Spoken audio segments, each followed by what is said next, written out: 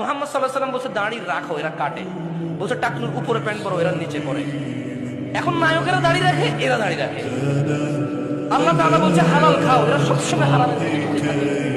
ইসলাম যত কিছু আদেশ করছে, মুসলমানদের বর্তমানে কাজ হয়ে গেছে সবকিছু বিরুদ্ধে চালানো। ওয়াল্লাহি যদি শুকর খাওয়া হালাল হতো, কেউ শুকর খেত না, গরু খেত সবাই।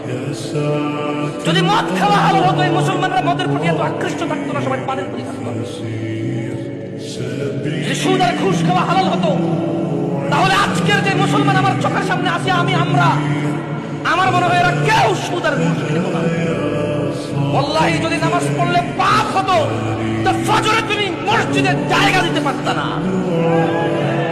গান শুনলে পাপ হয়, কনসার্টে জায়গা হয় না। গান শুনলে পাপ হয়, কনসার্টে জায়গা হয় না। সিনেমা দেখলে পাপ হয়, ইন্টারনেটে মিলিয়ন বিলিয়ন ভিউ হয় ওইটার।